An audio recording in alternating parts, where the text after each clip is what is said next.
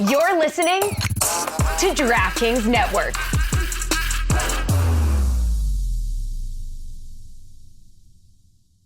This is the Dan Batard Show with the Stugotz podcast.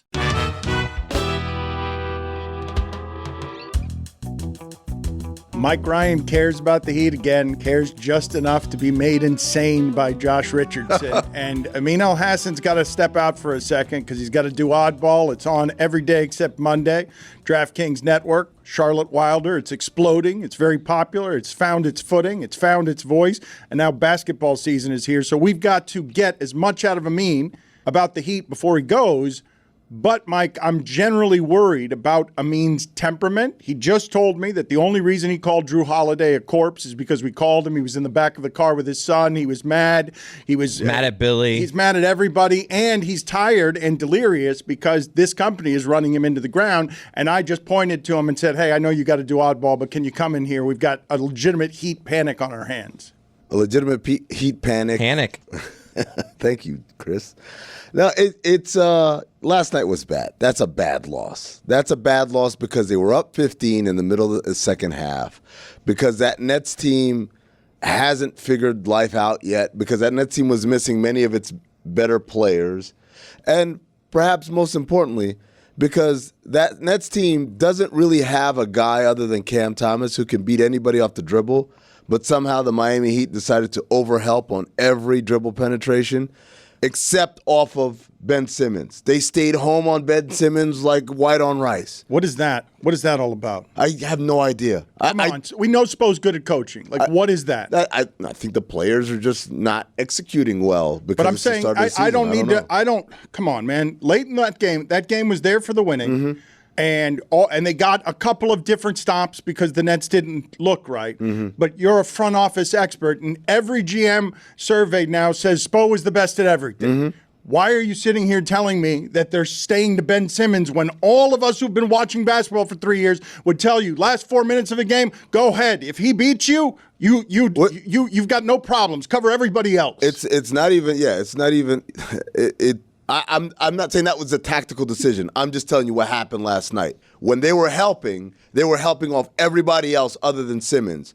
Simmons, who during that game at times looked worried about having the ball in his hands around the basket. This is not something we've ever said about somebody and been right on Simmons. And you're telling me the end of the game, they're now 1-4. Mm-hmm. They've lost all 3 of their road games. That is not unexpected, but their players played last night.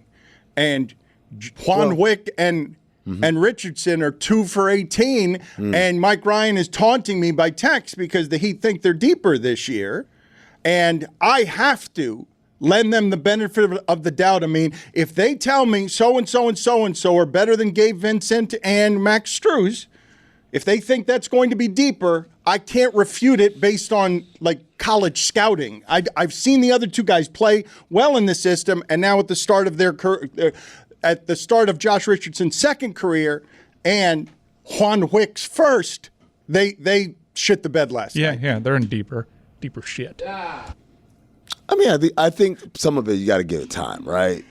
Some of it you just got to give, for Jaquez. They did start 2-5 last year. But specifically to those guys, Jaquez, you got to give him time. This is his first time at the rodeo. He's going to have to go through some growing pains. He's like a year younger than Tyler Hero. The idea, I get it, but he's 5 years younger in NBA age, which is the important part. I understand. 4 years. What's Josh Richardson's excuse? Might be a little too old in that case. Because I will never forgive them for bringing Josh Richardson back into my life.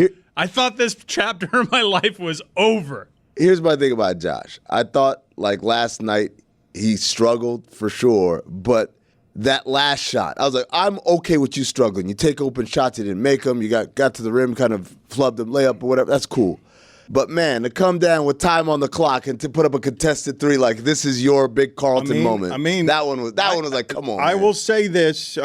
Mike Ryan, in the history of his fandom, has not been more exasperated by the late game judgment of any player in the history of sports in this market more than Josh Richardson. I cannot think of somebody else that he trusts less. He is furious with Pat Riley for doing this all over again. And I'll ask you as the expert, though, if I tell you going on the last 5 years, Max Strus hasn't played, and we don't know what it is they make of players. If the Heat believe Josh Richardson can replace or be better than Max Strus, or if they think they're getting that from somebody other than Max Strus. That's not the math at all. That's not why. Right? Jeremy, you want to jump in? They view Josh Richardson as a good perimeter defender who obviously can handle the ball. He's not going to be their primary point guard, but he's another player that's a versatile 3-and-D guy, quote unquote, and can handle the ball a little bit. But the math that they're doing on their rotation, when you add Haywood Highsmith, who looked good last night, when Caleb Martin comes back, when Kevin Love is there, likely those Jaquez and Richardson minutes that you saw last night, going forward, they're probably not a huge part of the rotation. You might get 10 Josh Richardson minutes a night, but it is not as simple as what we have seen so far from this team. And the struggles matter. They're talking about it like they matter. But to be able to look at this team and act like it's a complete product after 5 games would be disingenuous.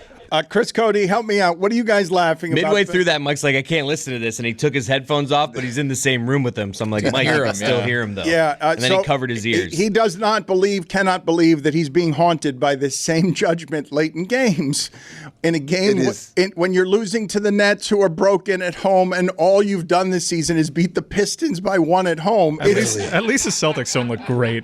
That's the other thing. The Celtics scored 75 in the first half last night, and I'm like, holy shit, then it's 80 in the second half. 155 points? It's all right. What? It's all right. Miami Heat got penicillin coming their way. To be fair. Wow, by the way, the worst team in the NBA. As I said last night, I was like, that's a bad loss, but all right. But you can't lose on Friday. You can't lose to those clowns. As disastrous as I think this season's going to end up come June. No. And as locked in as I am. Right, come June. Yeah. He threw it all the way out. As locked in as I am on that under 46.5, there is like zero doubt in my mind they're winning the NBA's in-season tournament. Is Friday a must-win? Is that what Amin just said? Well, it's the in-season tournament. You better win it. Well, this is the round-robin stage. So you can lose, but yes. You can't lose to the Wizards. It's a must-win because it's the Wizards. If you're taking home that hardware. This is an early must-win. Did you see what they did? Oh, the Wizards are great. No, it is so wonderful in the NBA to see a team that's just like, bleep it. Yeah, like Game 4, just whatever. Game 4, we'll be a traveling band of 9 wins this season, and Jordan Poole's going to put up the occasional 39. I want to say something really quick. You know, a lot of times when things happen in the NBA, we, the public, say, oh, this guy, such and such. And then these people always come out and say, you guys don't know the full story. Actually, this guy's awesome. Actually, you guys don't understand. Just wait until he gets something in a different situation. Then you'll see what happened. And then they get in that situation, and then you're like, nope, he's exactly what we thought he was. Jordan Poole is exactly who we thought he was. When they won a championship, like, I don't like him, but, whatever. He had some good games. Last year, he was really bad, but everyone's like, oh, it's because of the punch or whatever. And then this offseason, I had to listen to Draymond and Andre Iguodala. And like, no, you guys don't understand. That guy's really good. He's a good player. He's a competitor. He's smart and da-da-da-da. And then he goes out there, and I'm like, nope, he's exactly what I thought he was. Stop telling me that I don't have the inside story or the full picture. For those who don't know, I walked around the entire arena yesterday showing people this clip because it's amazing. It's true, he did. So the Hawks are coming down. They hit ahead. There's a steal. Kuzma gets it. He pitches ahead to an uncontested Jordan Poole, who throws it up off the glass. They're down 20. Wow, Dan, I'm telling the story. You took his punchline, man. God damn it, Dan. That was the whole point of the story. You should go to Oddball. Oh, I am going to go to Oddball. Yeah. Man. I'm sorry he did that Storytelling. Learn it sometime. So what happened? The art of conversation. It's art. It's an art. Speaking of which, thank you for bringing that up. Thank you for bringing up the art of conversation, because I would say for everything that happened with us at ESPN, the steps that led to Chris Cote and everything that happened at the end much earlier than even The Art of Conversation, which was a place that we tripped over each other, was that ESPN wanted me out of the local hour to do 3 national hours. And the local hour's always been my favorite hour. I would say that that's almost where the problem started, that they wanted me to be doing other things. And the most precious thing to me, which was the local hour, was something that they wanted to and did end up taking me out of. But this is a fun local week. This has always been my favorite hour. Tony hasn't been in it for a long time. This is Andrew Hamilton's first appearance. Andrew? Hey guys, I'm the town crier. Hear ye, hear ye. What, Alexander Hamilton, excuse me. There you go. I blew the joke. But it's a running theme for this segment. This is the second time I did that. I didn't realize, I thought if you're telling the story that the relevant detail was that they were down 20 while they were showboating. He was building up to that. But That was the punchline. I didn't think that was the big payoff. I mean, that was the thing that was funny about it, Dan. It's okay. I found a way to tackle this country's weight problem. I think you should only be able to order pizzas if you have the Heat promo code. Because be down bad this year then. Because right now the whole Tri-County area is paying for full-ass price pizzas. Yeah. How mad are you, Alex? How mad am I? I'm not that mad. And I'm just like last year, I told you so guy until I was epically wrong with the greatest upset for my money in postseason history. They shoved it down my throat. Credit to them. But I think there's an arrogance that came with that. I think they got lucky. They got hot at the right time. I think you'll look back on that run last year and say that might have been fluky, especially when you compare it to this season.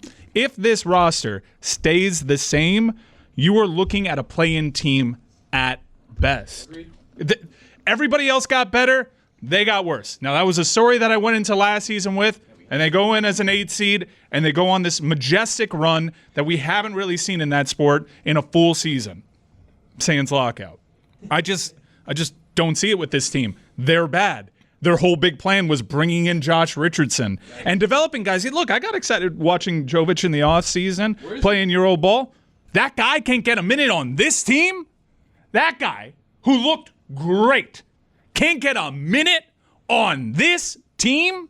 All of it's a little puzzling to me, and they'll probably figure it out and find their form, and they'll get hot, and Cortez will be tweeting again because he goes into hiding every time they go on these stretches, and Jeremy will be saying they throw babies in the stands, and this is all super exciting, and I'm prepared for the run. But this team is definitely not championship caliber. This is what's happening here, I would say. He is, unless it's a midseason tournament, which they will absolutely win. Which begins Friday. Hey everybody, happy football season. It's Mike, and let me tell you what I do from kickoff to the final whistle. I have a Miller Lite in my hand. I just don't go wrong with it. I learned from experience. There is only one light beer worthy of our national obsession, because what's the point of having a beer if it doesn't taste like beer? You don't want to spend any time while you're watching football thinking about what you're drinking. And with the dependable flavor of Miller Lite, you don't have to worry about it because it's only got 96 calories and 3.2 carbs per 12-ounce serving. With a smooth taste and a crisp, clean finish, you'll get all the taste that you crave without the calories. A light, less filling beer that tastes great in football, there's just no topping that, folks. At least not for me. This season, do what I do. Crack open a light beer that hits your taste buds so hard, you feel it in your heart. Make it Miller time all football season long. Get Miller Lite delivered right to your door. Visit MillerLite.com/Dan, or you can find it pretty much anywhere that sells beer. Celebrate responsibly. Miller Brewing Company, Milwaukee, Wisconsin. 96 calories and 3.2 carbs per 12 ounces. Dan Le Batard. All these high-paid analysts, I don't want to mention names, TNT, ESPN, they are dead. They cannot. They're not going to make it. Even if they win if they lose in Miami. I need to calm you down. That's right. If they lose in Miami, they don't got a chance in Boston. Or they are going to have their ass, in Boston. Stugotz. They were wrong. Are they going to lose their job? No. Are they going to get a cut in pay? No. What are they going to do? Keep predicting what is the obvious. They're going to say, the Nuggets are going to win. Denver, the altitude. And you know what? The Heat are going to win it all. This is the Dan Le Batard Show with the Stugotz.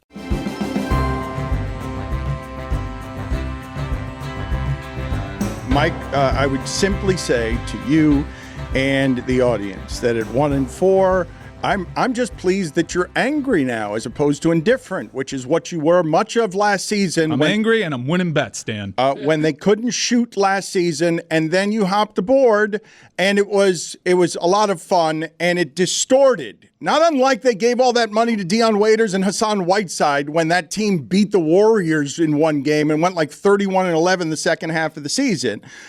It is possible that you think that that's recreatable, what just happened last year. Mike's dismissing it with got lucky. And I'm like, the way I saw Giannis beaten in that first round, that didn't look like luck to me. No, the timing of them ascending to the mean was probably the only fortunate thing. They got fortunate with some things. But look, they beat the Bucks' ass. And anytime someone says Giannis was hurt, I'm always jumping back down their throats. They got hot at a good time, and they were worthy Eastern Conference champions. But I think when you couple that with this year, look, we're not too far removed from them also making a run, us feeling good about ourselves, them being injured in the finals, and then saying we'll get them next year, and then they're promptly swept out of the first round. All right, so there is very recent history for a letdown season following a run to the finals, and they're just not good. They're a year older. They got to do something with this roster. And Mickey Arison can cryptically tweet all he wants about thinking that they know better, and he can fire back however he wants at rumors that maybe Bradley Beal going into the luxury tax was something that they didn't have interest in, and they can lie and tell us Tyler Hero wasn't a part of these packages, but they failed this offseason. They fail a lot when it comes to getting guys that can improve this roster.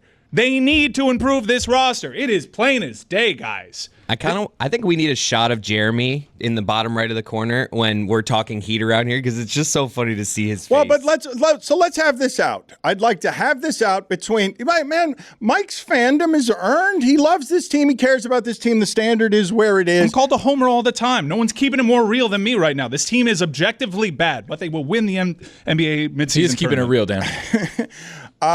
So Jeremy, you've spent the entire time shaking your founding father wig in dismay. Correct. because you have supplanted Mike Ryan as Homer guy. Mike Ryan's analysis has been harsh. He really dislikes Josh Richardson, one of his least favorite players ever, and now he's got him in a backcourt with Kyle Lowry. Like, this is not a lot of fun to watch. I just grinded my molars into powder. This is not a lot of fun to watch if you love the standard that this team is set. And you got I got the Brent Venables neck right now. Don't you dare say Kyle Lowry around me. It was so much easier when Mike was indifferent last year, but now 5 games in, you got him enraged. My soul is possessed by the late Bobby Knight. I will kill you if you say Kyle Lowry around me. What this Heat team is doing to Mike is cruel. I mean, go ahead. Put Antoine Walker out there while you're at it. Hey, he had stones. Yeah. Tippy toe threes. That's right. 2006 forever. Show me those stones, all right. Kyle Lowry. So, Jeremy, go ahead. And Chris, can you help me navigate this? Because what I was beginning to say about the local hour and local journalism, you're going to Germany this weekend. Yes, I am. Where did that come from? This is, but now Meadowlark Media is going to start making moves after Hollywood, and Chris Cote's going with he's going Guten Tag. He's going Chiefs Dolphins, but Jeremy is an up and comer in this business, and we have dressed him up today. Which punishment is this? Which team lost? Oh, man, I don't know. I've lost so many weeks in a row at this point. I have so many punishments to do. So this is the first of several. Probably the Arizona Cardinals, because I got them like 3 weeks in a row. All right, so you're a founding father guy, and you're furious with everything Mike is saying. Because the thing I wanted to ask Chris Cote is Jeremy biased? Can you take what he's talking about? Having him be critical of the Miami Heat puts him in a difficult position. I could be critical.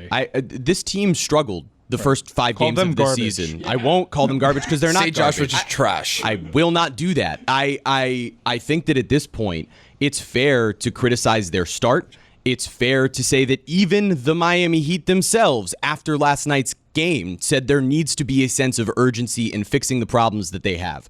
That said, when you look at a 5-game sample One game played without Jimmy Butler in the lineup. One game played against the Bucks without Bam in the lineup. No Caleb Martin at all to start the season. He's the guy who we were all clamoring to be the Eastern Conference Finals MVP. No Kevin Love for a handful of games here. Your rotation probably, as I said before, will not include as many Jaime Jaquez or Josh Richardson minutes, two guys who were a huge part of the reason that game went south yesterday, despite Jaquez being in a positive plus-minus because he played with the starting unit that was dominating for most of that game. You had one stretch with a bench that won't be your final bench rotation that really blew that game. And no, there's no reason to believe that this team, as presently constructed with the rotation that you saw last night, would be a great championship caliber team.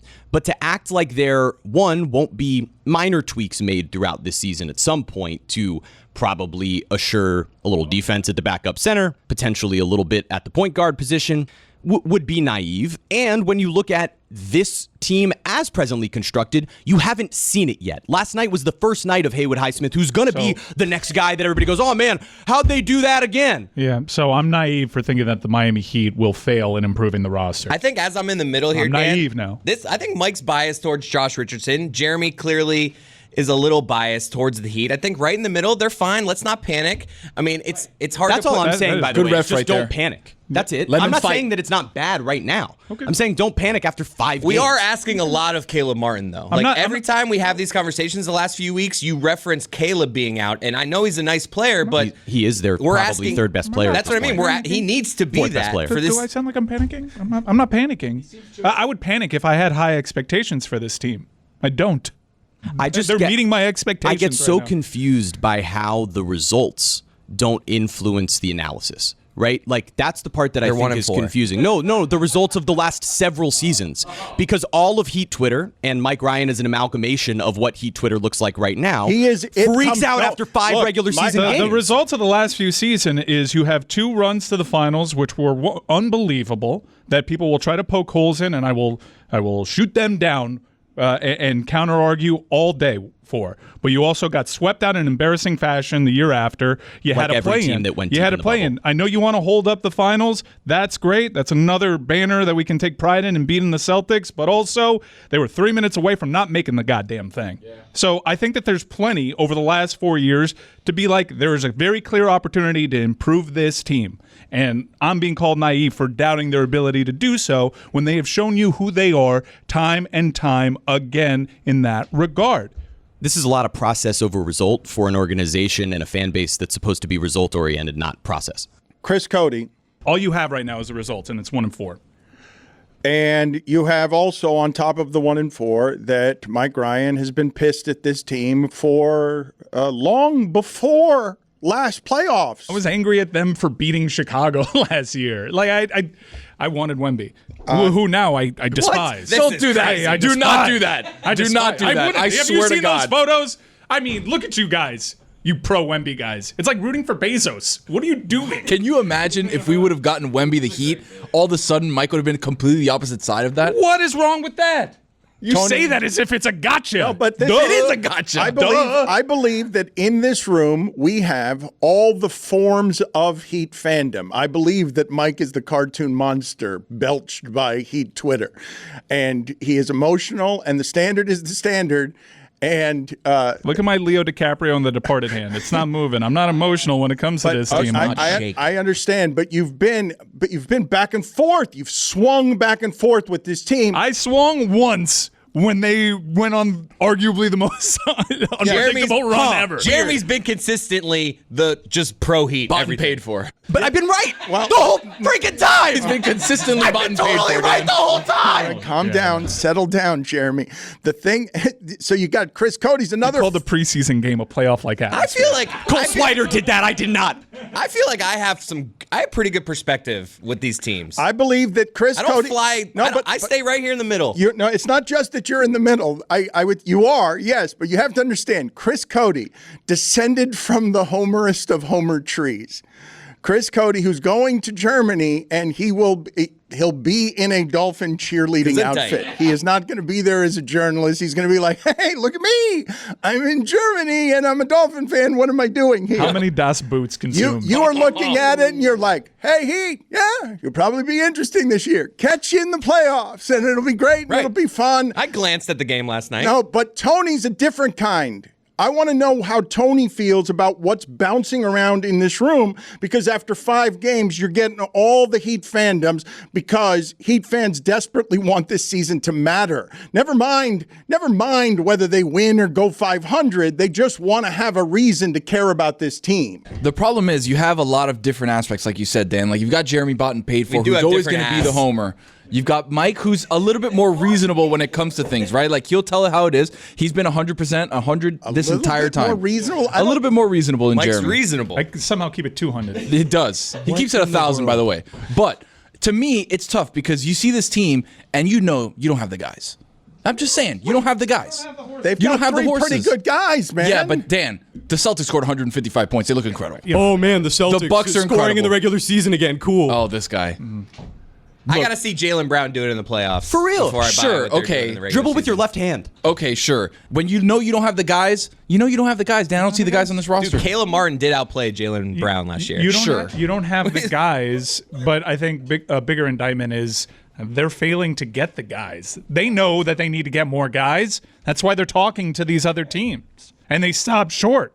Or they approach things with arrogance. That's bewildering to me.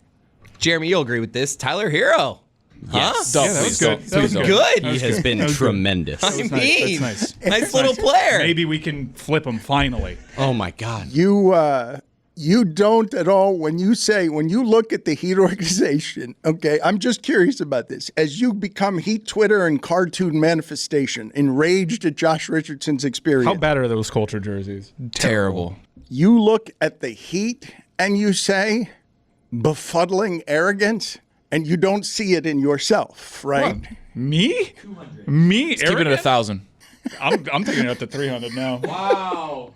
This episode of the Dan Le Batard Show with Stugotz is brought to you by KFC's new hot and spicy wings. Get fired up this fantasy season with 8 pieces of spicy, marinated, hand-breaded wings for just $4.99. Are you kidding me? They're a can't-miss call for whatever the fantasy gods throw your way. In the midst of a managerial hot streak, keep it rolling with KFC's new hot and spicy wings. Did you just assemble the worst lineup in fantasy history? Who cares? You can get 8 KFC new hot and spicy wings for $4.99 right now. Marinated in spice, hand-breaded to perfection. KFC's new hot and spicy wings are here. 8 pieces for just $4.99. It's finger-licking good. Dan Le Batard. Kiss me where you bruise me. Taste me on that fleshy part. Really? Yeah. Really? Taste me on that fleshy part. Taste me, not touch me. Taste me on that fleshy part. Wow. Wow, Bruce. Stugotz. I'm talking about the clitoris. I'm talking about the clitoris. Yes, I am. Now we're out here riffing. And I'm going to try to find it if I can. Well, wonderful rendition. This is the Dan Le Batard Show with the Stugotz.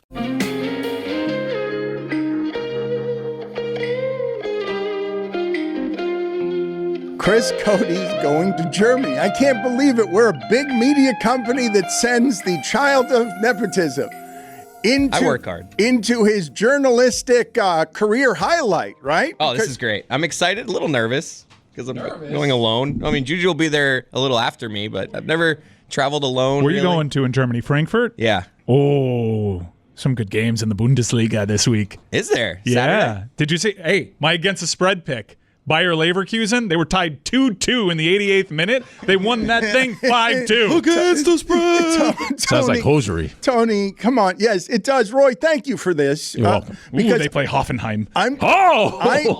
But I'm convinced that what Mike is doing here, what he is entertaining himself by giving us a barrage of phrases, just a speed bag of barrage of things that we don't know about. Because me and Tony are having the same reaction. I can't believe that you just did a callback to your bet from yesterday. Wow, there's a prize. That you only made because you wanted to show off. Bayer Leverkusen? That's not showing off. No, That's an easy one. I know, but you are doing a slalom course through the Bundesliga of a bunch of phrases when making bets that are aggressively soccer.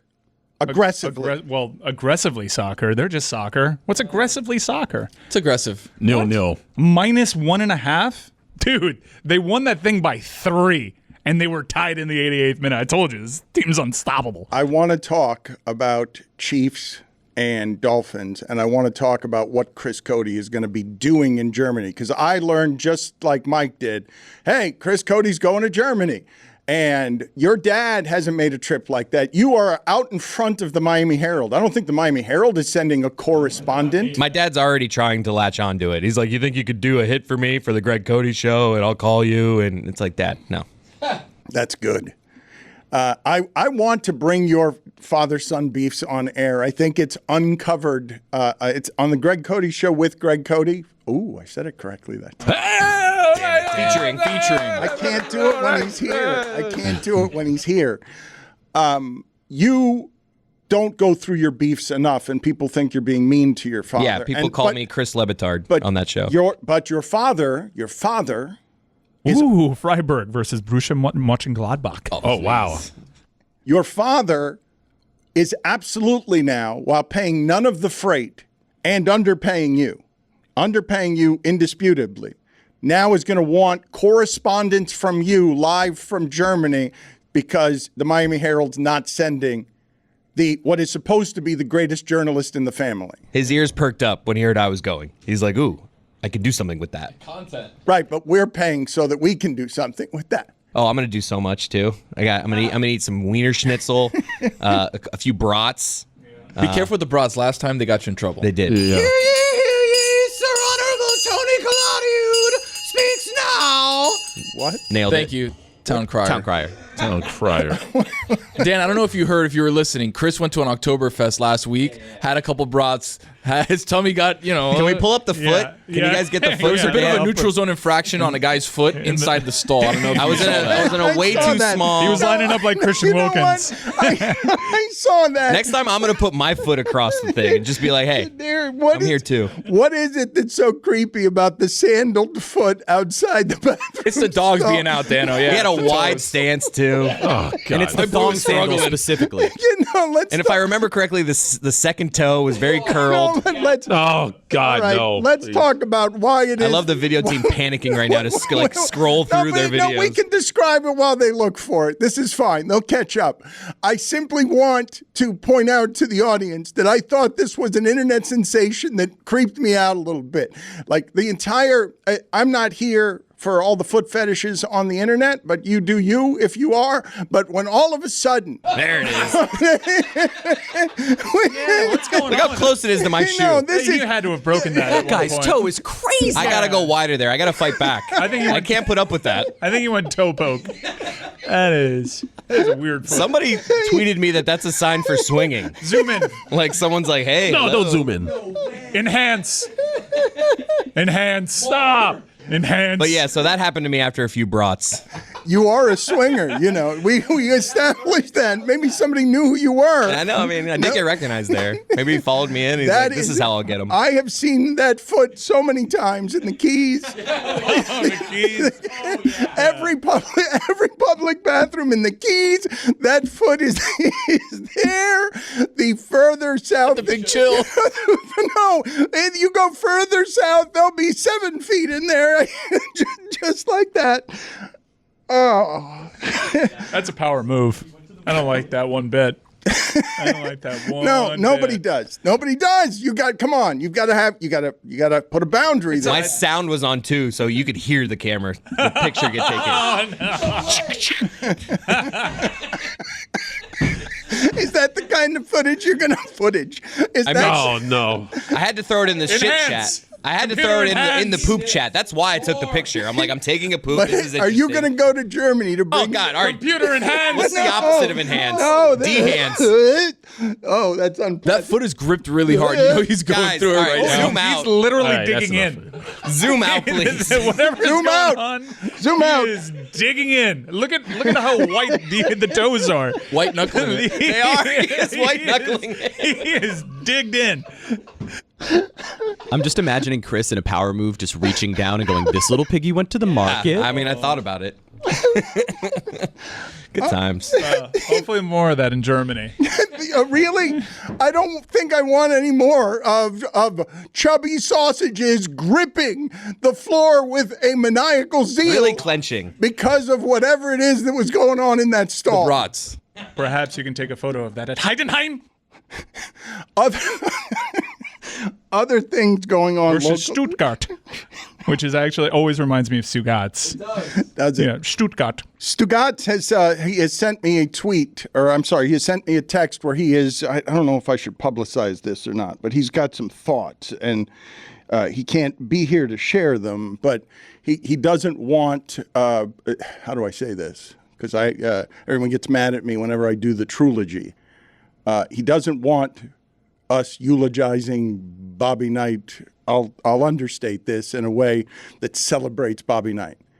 And he is firing off texts enraged because he's evidently heard some Bobby Knight celebrated today. How am I going to handle the trilogy? There's been a bunch of celebration of Bobby Knight. Look, if you're looking at results and what a dude meant to an area of the country, to a program, Bobby Knight is considered one of the greatest coaches ever, and he won a lot of games.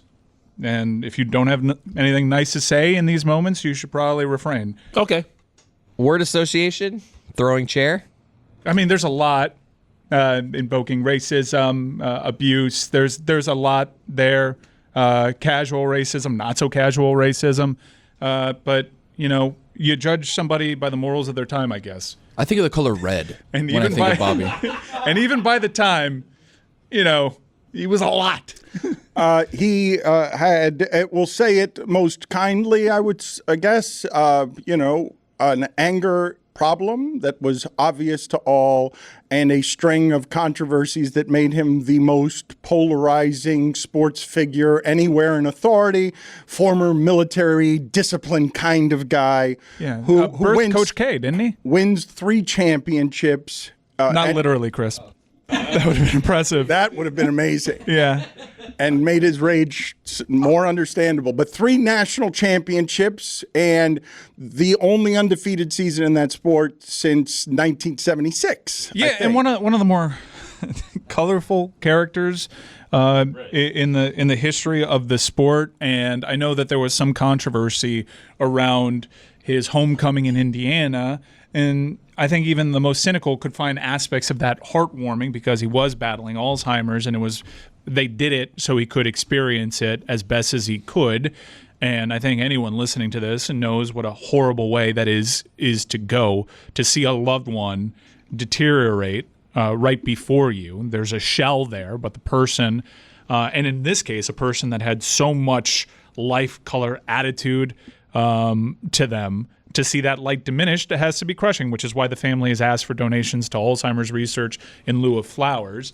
But also, in addition to all his accomplishments, to some people, he was awful. He was not great. There's videos of him choking players.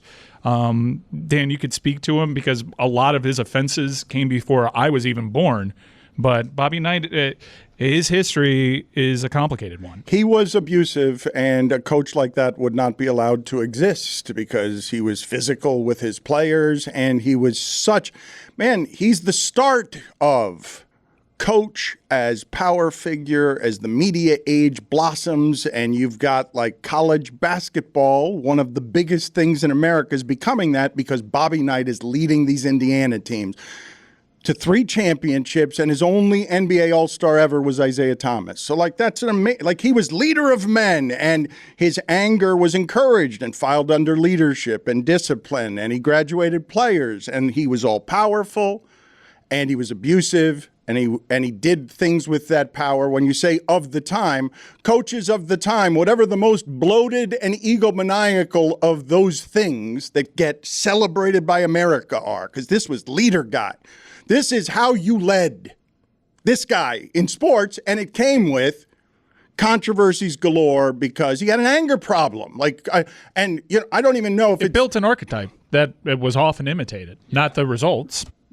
and did it in a place that, you're coming off of Hoosiers and the idea of Hoosiers that has no ordained right to be that kind of good at basketball. Like, why were they that good at basketball? Because Bob Knight led men the right way, and it had racist undercurrents and overt racisms. Like, I could go through the list of controversies. He's the most among the most scandalous coaches ever in terms of abusive with power. There aren't more like that, but you're not supposed to say that. We today. had plenty of in the history of the show. This show's been around for this show's been around for almost 20 years, and we've done these shows. I think that if you're a Bobby Knight fan, and your argument to hearing this is there's a time and place for this, we certainly did it as it was happening. So I think we should probably back off today out of respect for the ones that loved him. Okay. Fine. No, I mean, 3 seconds, Roy. Go. All right. Well, the last thing I saw. No, I was joking. Okay. The last thing I saw. Hear ye. That's where you go.